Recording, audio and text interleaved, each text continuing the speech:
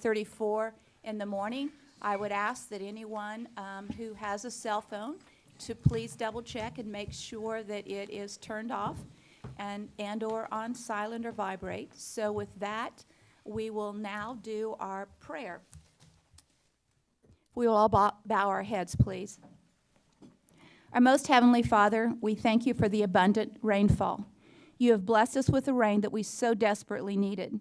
We pray, Lord, that you will continue to look over all those who have had to suffer with flooding and the loss of home and family. May we all find a way to help those in need. Lord, we continue to praise you for allowing us to live in this great city of San Angelo and for allowing us the privilege of serving our citizens. I pray that you will guide us and help us make the tough decisions that are the right decisions for the citizens. We ask that you continue to watch over all our first responders and make sure that they get home safe every day. We thank you, Lord, for the many blessings that you have bestowed on each and every one of us. Thank you for the food that nourishes our body and that we may find a way to help all those in need, particularly, again, those who have lost so much with the rains, the hurricanes, and the flooding. We thank you, Lord, for the wisdom that you show us and give us. We thank you for the life that you have provided for us. And this we ask, Lord, in Jesus Christ's name, amen. Amen.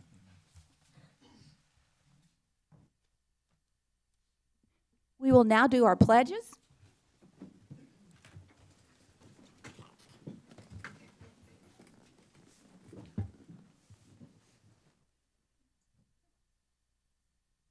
Today we are privileged to have Samuel Hagan, 4th grade, and Grace Hagan, 2nd grade from Glenmore, and they are the children of our risk manager, Charles Hagan. So I'm going to you want to step up here just a little bit more? And who's going to start? Both together? Okay, let's do it. Allegiance to the flag of the United States of America and to the republic for which it stands, one nation, under God, indivisible, with liberty and justice for all. Honor the Texas flag. I pledge allegiance to thee, Texas, one state, under God, one and indivisible. Good job.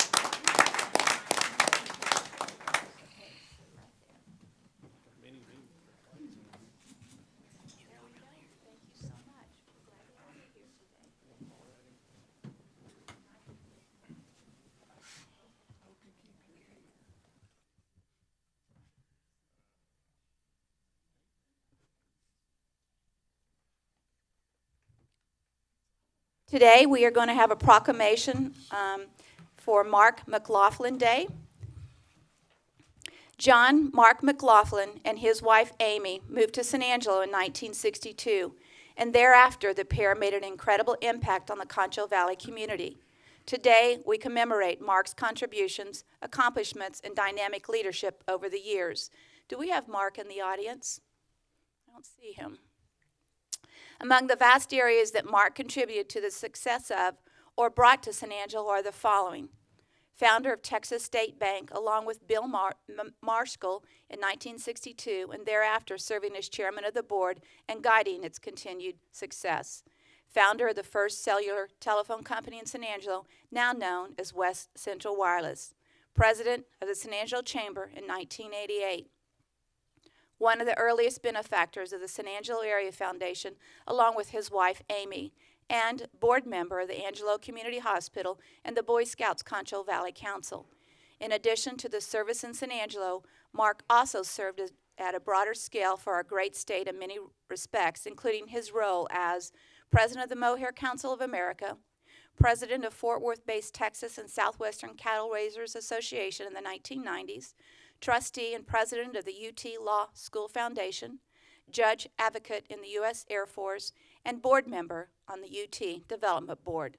Mark McLaughlin has demonstrated excellence and spirit, and he continues to inspire and guide citizens of San Angelo. He has truly helped to shape our wonderful city. Therefore, I, Brenda Gunter, Mayor of the City of San Angelo, Texas, on behalf of the City Council and together with the San Angelo chapter of the Texas X's, do hereby proudly proclaim October 24th, 2018 as Mark McLaughlin Day and urge all the citizens of San Angelo to acknowledge the occasion of this day. Thank you. We will now have another proclamation, I believe. Come on forward.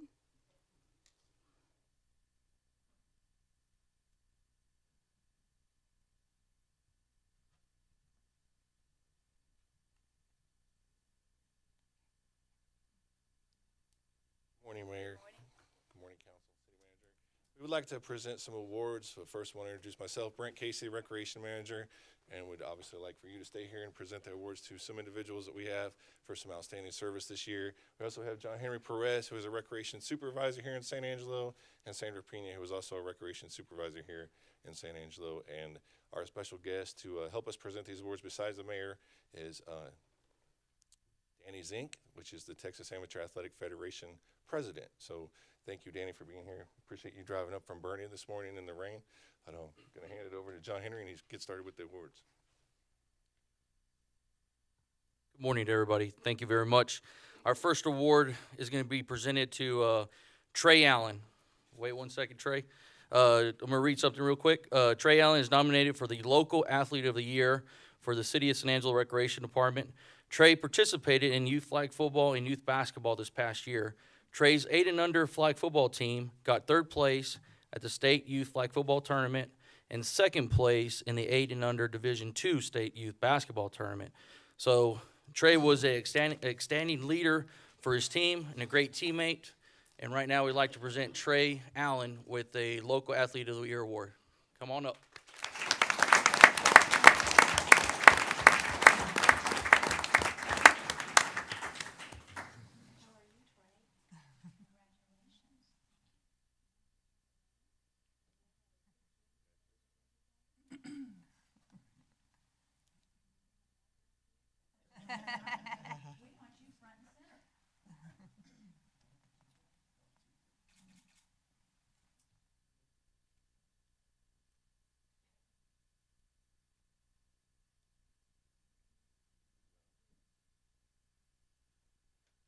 Our second award is going to go to Jacob Padilla.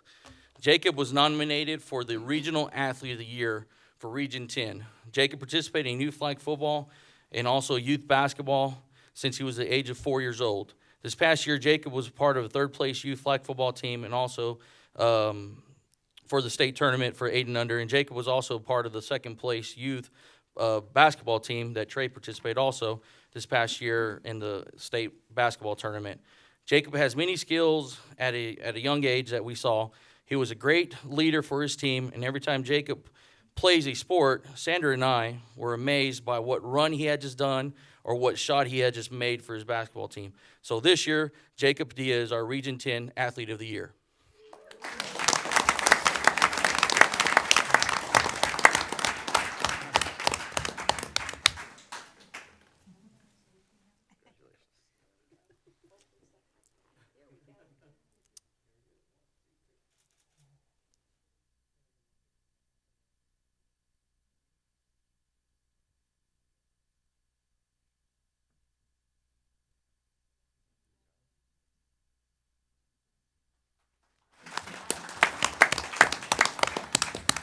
For our third award this year, we nominated Mr. Gary Gabriel.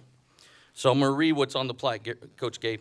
So this year, TAF is a Contributor Appreciation Award to Coach Gary Gabriel.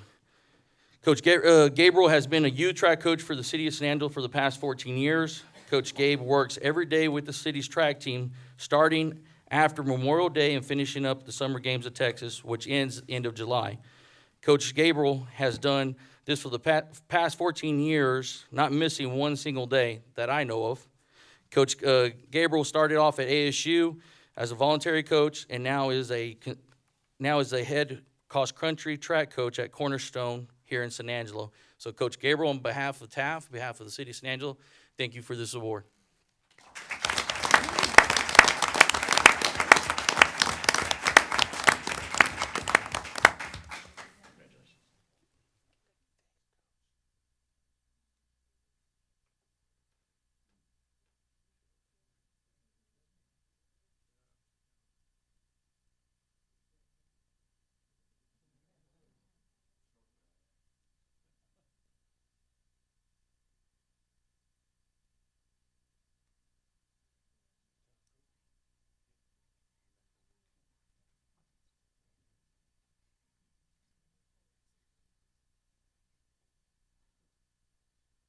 Mayor, Council, first of all, I'd just like to thank you for having me today. On behalf of the Texas Amateur Athletic Federation, we just celebrated our 93rd birthday.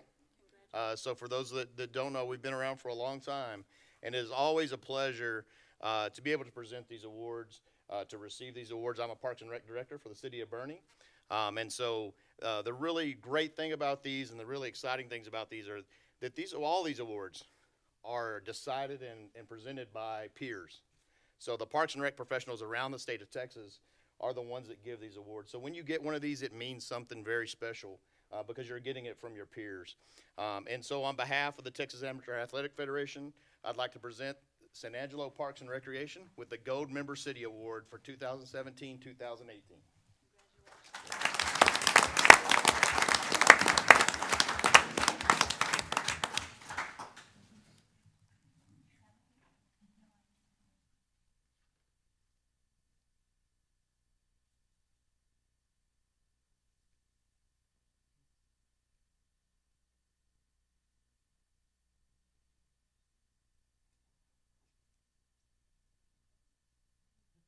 Got one more. It's a great year for San Angelo.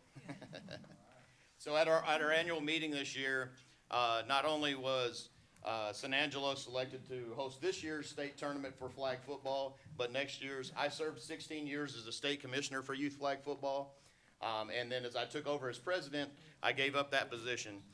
John Henry was elected to that position this year, so congratulations on that. But also he was recognized as the Region 10 Regional Director of the Year. And not just for Region 10, for the whole Texas Amateur Athletic Federation. So John Henry has done an amazing job. I've known him for about 15 years as a coach, as a state commissioner. I had him as a coach. I've worked with him since then in various different teams and committees, and I can tell you that San Angelo has always represented itself extremely well, whether it's through competition or at our annual meetings through the work that they do inside our committees. So congratulations, John Henry. Thank you. Regional Director of the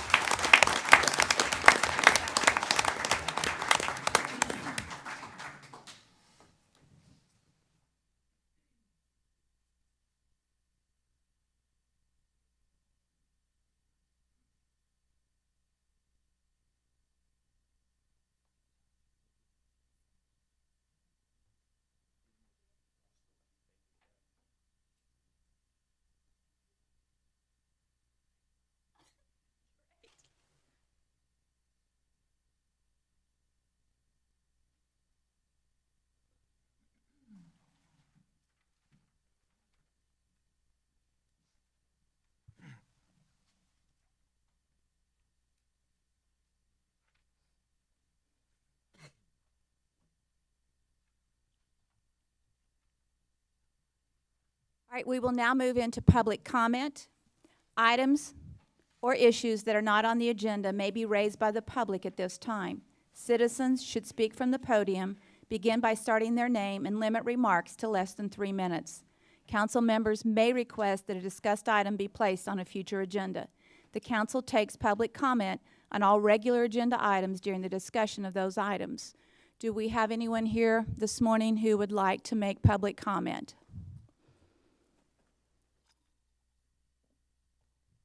With no public comment,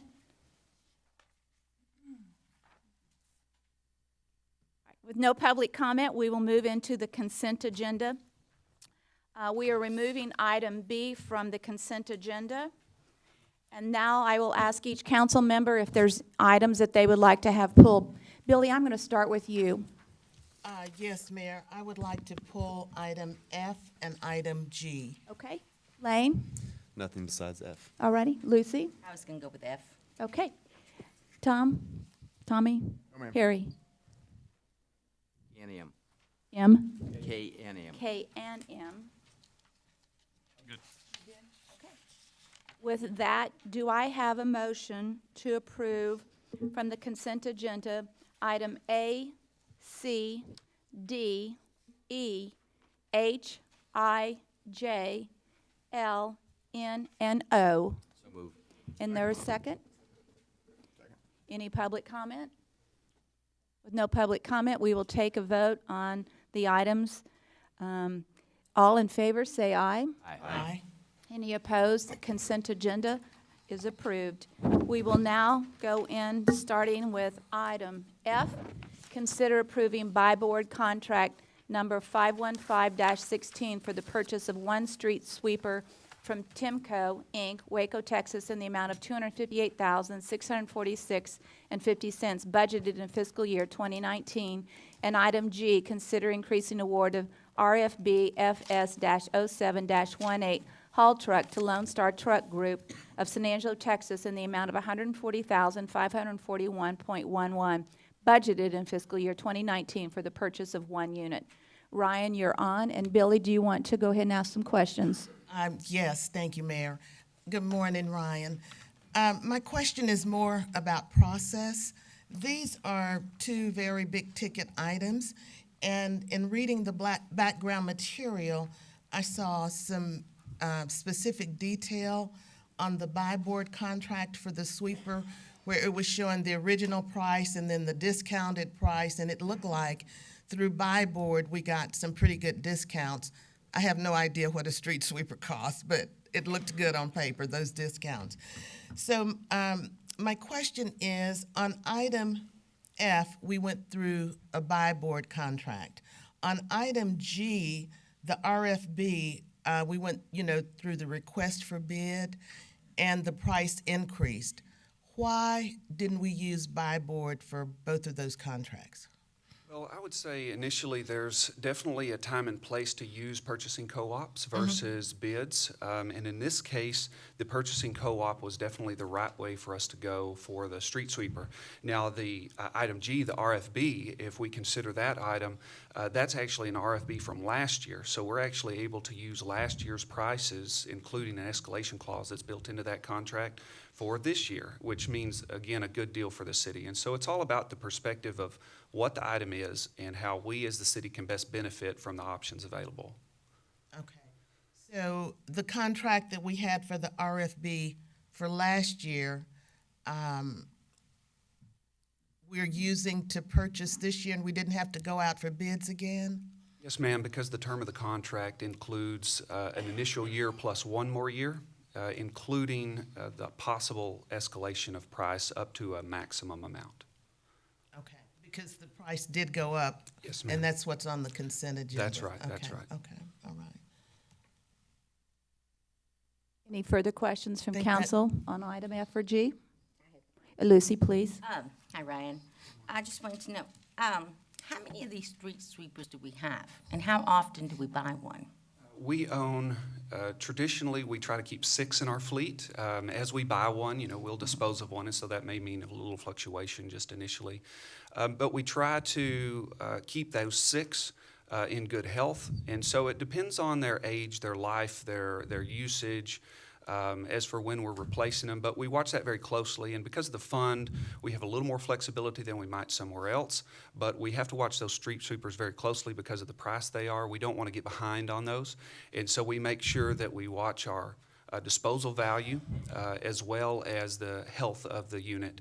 And so we dispose based on that. And in this case, we bought 2 last year, if you remember right, or early in the year. We bought 2 street sweepers that replaced 2 of our oldest. And the reason that we bought 2 and then another one this year is because when we started the stormwater program about 8 years ago, if I'm not mistaken, we bought 4 right away. So that means that we don't want to replace 4 every so often. We want to space that out. And so we're trying to do that through this process. What's their lifespan, did you say? Or Well, we like to see 8 years, but it really depends on the equipment, the job it's done, and extra things that it has to do. And so depending on its application and how the equipment is treated, which the stormwater program does extremely well, our values are extremely high when we resell them. We try to just balance all those things. So 6 is a very good number because a lot of folks won't get that long out of their street sweepers. And then I just had one more, and this is more for the constituents, and I don't know if do y'all have a schedule of how y'all go around town doing them? Unfortunately, I can't answer that. I I'm not thought sure. it might Yes, be ma'am. Shane's. Okay, thank you. Based off of the growth of the city since 2008, does having 6 suffice for the city? And that's probably not something I could answer. What I could answer for you is how much they're utilized based on the data that we're seeing, the miles they drive, the hours they run, and all the machines are very well utilized. But I can't answer, and someone else could, but I couldn't answer for you if we're sufficiently funded in that fleet realm, if we have the quantity we need or not. Okay. Do I have other questions from council on the item? Okay. I make a Then- motion, Mayor, that we approve item F and item, do we need to take one at a time, or can we do them both together? We can do them together, is that right? Yes. Okay, well, I make a motion that we approve item F and item G. Okay. Second by Lucy. Any public comment? With no public comment, we will take a vote. All in favor of approving items F and item G, please say aye. Aye. With none opposed, we will move on to item K. Consider a resolution approving the Texas Department of Transportation, or TxDOT, Routine Airport Maintenance Program, RAMP, grant for airport maintenance reimbursements up to $50,000 for fiscal year 2019, and authorizing the city manager to negotiate and execute all related documents. Mitch, good morning. Morning. Harry, do you want to have a question? I've got a couple questions. I'd like to have a little more further explanation about how these funds benefit the citizens for those people that are watching. This is a RAMP grant, stands for Routine Airport Maintenance Program grant. So this will supplement our operating budget at the airport for routine airport maintenance items. So just routine repairs that I may do out on the airfield, such as airfield lighting, airfield markings.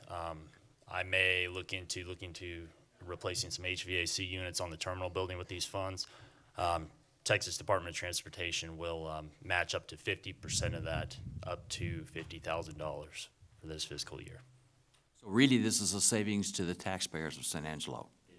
It is. It's the savings of the airport user. Yeah. Move to approve this as Let me presented. just see if anybody else has any questions or comments. With no other questions or comments, Harry has a motion on the floor to approve item K. Any public comment? Mayor, it's been Yes, sir. several years since we've had this grant. Mitch is our interim director, and he initiated this effort.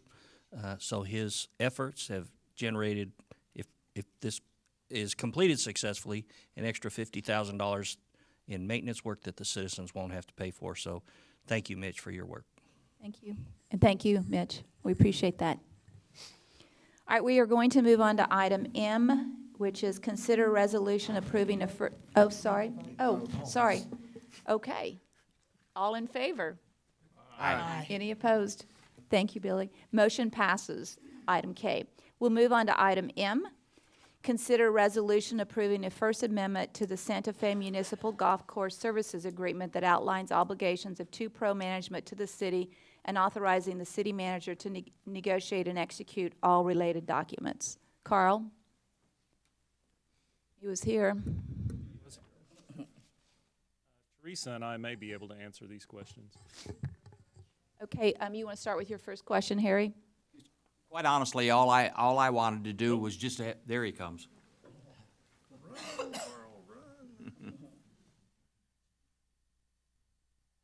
I know the background information on this, but citizens watching may not. Just a real brief explanation of what we're doing here and how we got to this particular point, Carl. So this is about Santa Fe Golf Course. The 2Pro management approached us back in June and asked that we consider issuing some water credits that are in the agreement that we have with 2Pro, and those water credits are $10,000 a year, up to $2,500 per quarter. If drought stage is in place and there is less than average rainfall, which wasn't the case when they submitted that request. Their request was based on their the number of rounds they had for use of the golf course had gone down during the time of the utility line installation at the golf course. Is that in January? That's when correct. it's really cold out? That's and no one correct. was really playing outside? Would That's that be correct. correct? And that's what they're later stated. So when we got that letter and started doing research, we realized they were remiss in paying reimbursements for water. At the time, and we have changed this, at the time, the water meters were in our accounts We got the bills, and then we sent reimbursements to them to pay us back for the use of their water. They had a balance that they had due to the city. So meeting with them and talking with the city council back last summer, we came up with a plan for them to reimburse the city, which includes the water credits that are in the agreement. It includes withholding the final quarterly stipend to them, which is $18,750, and the balance they have to pay to the city. And like I said, what we have done is removed the water accounts from the city's accounts. They now belong to 2Pro. We don't get those bills. They pay them directly. So we won't come into the problem again where they owe us money for the water. Are they current on their bill? This resolution and this amendment will make that happen. This will require them to make that happen. Okay, so when did the water meter go into their name? It was this summer, maybe July or late July. Okay, so that, again, my question, so August, September, and October, we didn't have to worry about them paying the bill because it was in their name? That's correct. And All this plan under this amendment is from the past, what they owed us under when we held the accounts. All right, so the other question is, when we went into an agreement with 2Pro Management and offered the $18,750 per quarter, was the intention on that originally to be for a limited time as they started to get that business, the golf course, up and running? The original agreement, when we first started out, did have a plan like that where the city paid them a stipend and the amount backed off. It reduced over the years. But there was an amendment to that agreement, and when we did this current agreement, it doesn't have that plan. It's basically... Why? It was at their request. So as I know, but a request doesn't mean approval. it came to council. So that request came from the group, in this case 2Pro, and then we brought that request to council, which most of you were not on here at that time. So that request came before council, and then council chose to approve it. Do we get a P&L statement from 2Pro? Just the rounds. We don't get full accounting of all their revenue and expenditures. So we don't know whether the money that we authorized, the $18,750, is needed to make them profitable? What do we know? Anecdotally, I know that they're having a hard time making ends meet. They're really having a hard go of it. And this originally came, for a little more history, as Harry was asking for, this originally came to council because the golf course had lost money historically when we were running it. It was not something that would break even, so the city was subsidizing it. So the city was looking for a way to cut those losses, and that's where the agreement came in. As you were talking about, you know, the idea of scaling off, they were not able to do that, and then when the contracts came up, they sent in new requests, which council reviewed. In looking at those numbers, council felt like at that time that they were still using less money going with 2Pro than they would have if the city was operating it ourselves. So they chose to proceed with 2Pro in the case. You know, the option in the future remains that the city could look at, do we want to be in the golf business at all? You know, we currently have a contract. I think that contract is up in 2 years, or is it less than that now? 2020. So coming up in the near future. So I would suggest this may be something that council may want to review in the future as that contract comes up. Do I have further questions for Carl on this contract? Then Harry, you asked to have it pulled. Would you like to make a motion? I move that we approve this based on conversation, but I agree with what Rick said.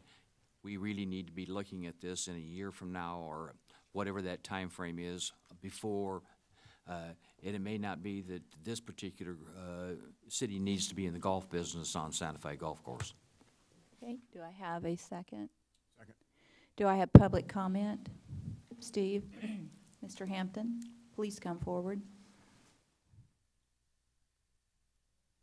Thank you, Mayor. I appreciate Steve Hampton. I appreciate the questions that have been asked. I think it's curious, though, that you should pick this particular one, because, I mean, we didn't ask questions on the contract with, or the renewal of the lease with, on item D with the Hartzell, because, I mean, which is only $470 per month. So you want to drive a hard bill. You need to talk only on the item in discussion. That would be item M. I'm comparing your values in No, negotiating contracts. you can only talk to item M. You cannot Okay. compare it to another item. That item was not pulled and it was already approved. It was already approved just now, and that passed right on by, and this one is being picked on. We certainly had an opportunity during public comment for you to have asked to have that pulled or asked one of us to do it. It did not happen, so continue to ask your questions in regards to item M. Yes. My question is not a question. I don't have a question. I have a comment that I'm in favor of this, because I think this golf course could be used in a better way down the road. But negotiation with the city seems to be their contract striking deals are not so well thought through, and I appreciate the mayor focusing on trying to negotiate better than they have in the past. Thank you. Thank you, Steve. Do I have further public comment on item M? With no further comment on item M, we will take a vote. All in favor, say aye. Aye. Any opposed? Motion passes 7-0. We will now move into the regular agenda. Item A, first reading and public hearing of an ordinance approving case Z18-20, a rezoning from the general commercial, heavy commercial, CG/CH zoning district to the single-family residential RS1 zoning district, being 2.93 acres located at 3210 Lake Drive and 3201, 3207, and 3211 Grape Creek Road. John? Thank you. John James, Director of Planning and Development Services. This is a rezoning request, as you mentioned. You can see the area there on the map. I will note that this is the subject area of the request, the large lot. As you'll see on the upcoming map, the city staff has initiated rezoning of those pieces. Most of those lots are already zoned residential, but a portion of them were not, so this is kind of cleaning up that area as part of this. You can see that whole area is future land use of neighborhood, although the existing zoning is general commercial, heavy commercial. You can see here how these residential lots have just small slivers at the back of the lot that's part of that CGCH. So as part of this case, we're cleaning those areas up as well. But the applicant on the larger tract is looking at legalizing the existing residential use on the property, as well as possibly developing some additional homes on that property, and they need this rezoning to move forward with that. You can see the area here. There are existing homes in the area. There's no commercial area on these tracts or on the adjacent tracts.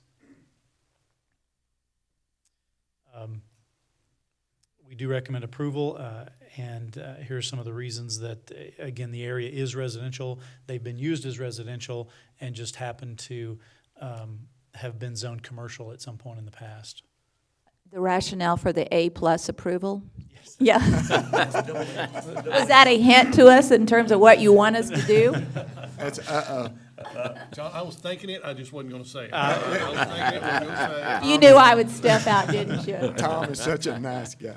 I'd like to say that was on purpose, but no, that's a typo.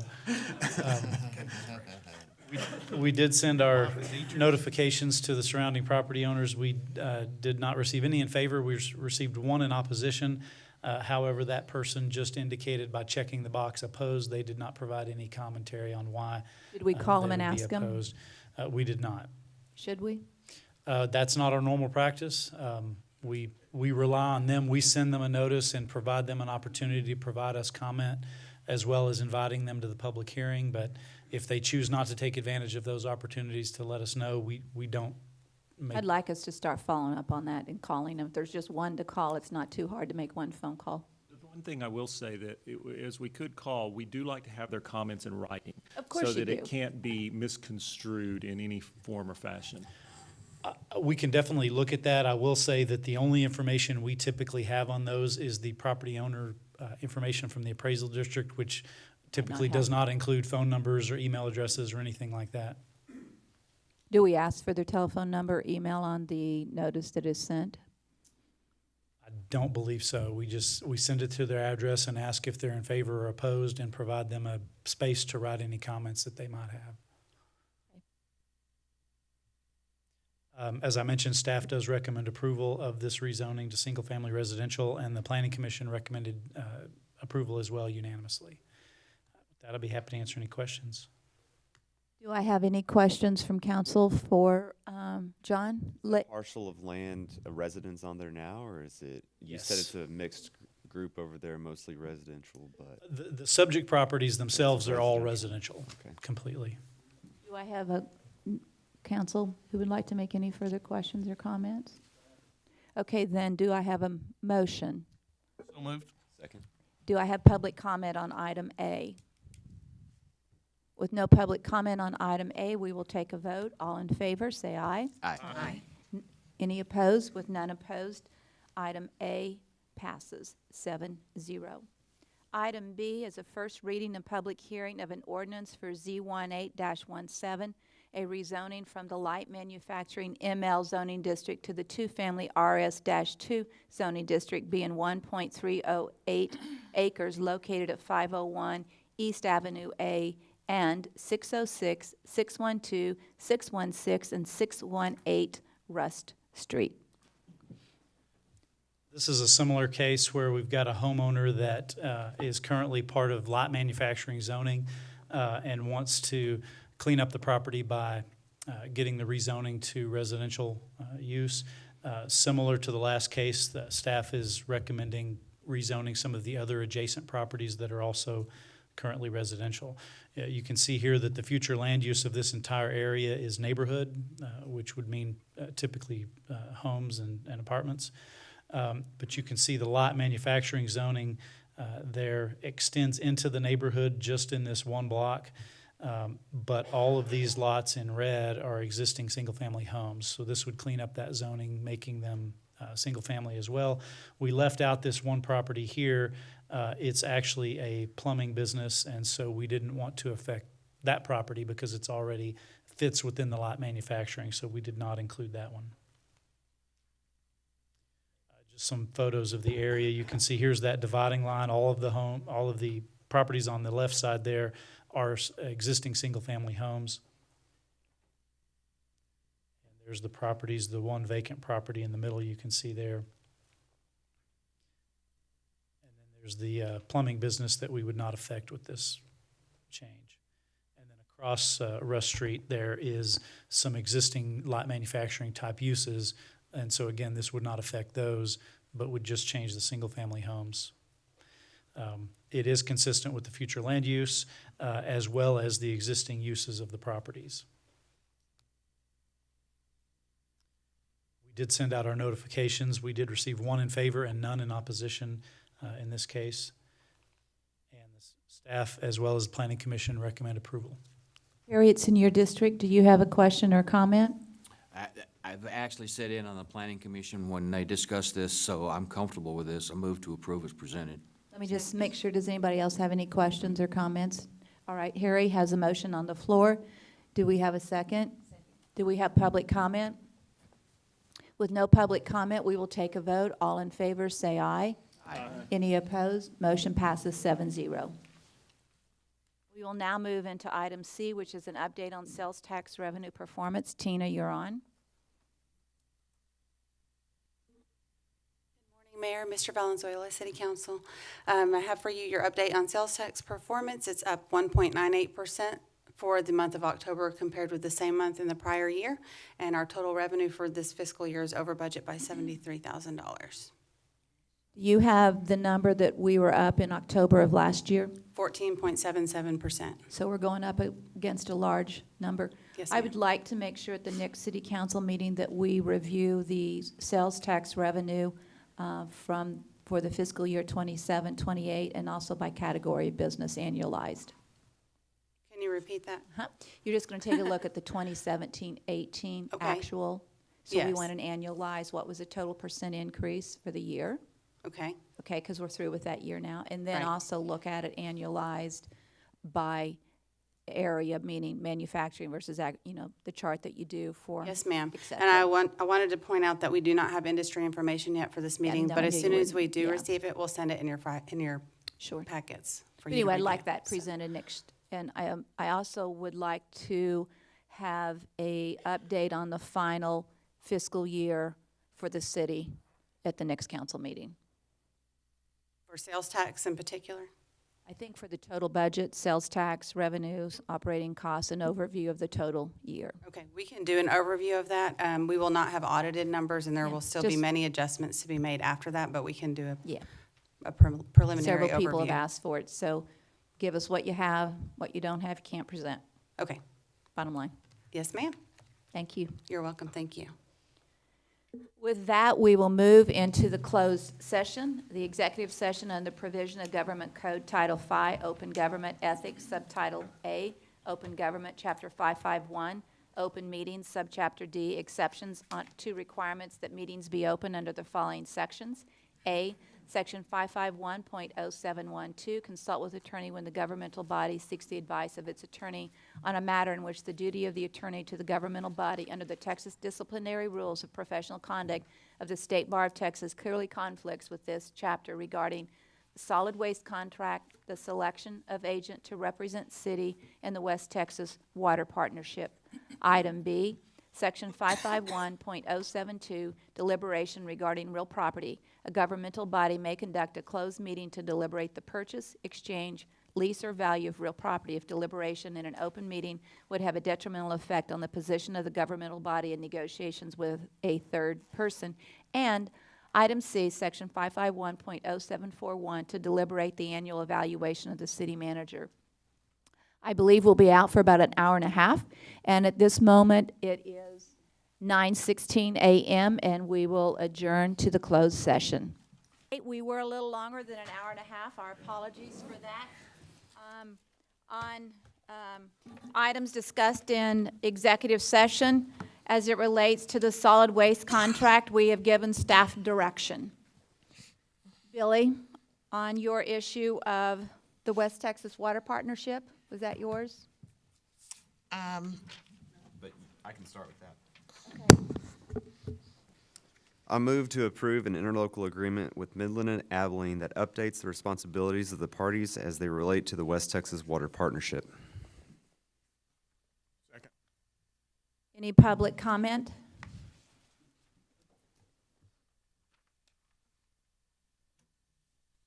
Steve Hampton, is there a cost to this agreement? The cost to the agreement is just the agreement we always have when we share cost 3 ways, and that's all there is to that one. There's no It's a changes to the sizable agreement. amount that we've been paying. Mhm. Okay. Any further public comment? With no further public comment, we will take a vote. All in favor, say aye. Aye. With none opposing, it passes 7-0. And then, Billy, you have an item? Yes, I do. I make a motion to authorize the city manager to negotiate and execute an agreement for commercial real estate services with Rocky Spoons. Second. Any public comment? With no public comment, we'll take a vote. All in favor, say aye. Aye. Are there any opposed? No, so the motion passes 7-0. With that, that concludes the items discussed in executive session, so we will move on to item B. Consider approving various board nominations, MHMR Services, Trudy Darling to an unexpired term ending October 2020, Carrie Houston to an unexpired term ending October 2020, Jacqueline Shannon to an unexpired term ending October 2020, and John Stokes to an unexpired term ending October 2020. Are there any announcement? Oh, sorry. So do I have a motion to approve these board nominations? So moved. And is there any public comment in regards to the board nominations as listed. Having no public comment, we'll take a vote. All in favor, say aye. Aye. Any opposed? Motion passes 7-0. We'll move on to item 9C, which is announcements and consideration of future agenda items. Are there any? With none offered, we'll move to item 10, adjournment. Do I have a motion? Move we adjourn. A second? Public comment on adjourning the meeting. Steve, would you please come forward? Please, please. Thank you, Steve. And with that said, all in favor, say aye. Aye. None opposed? We are adjourned at 12:31 p.m.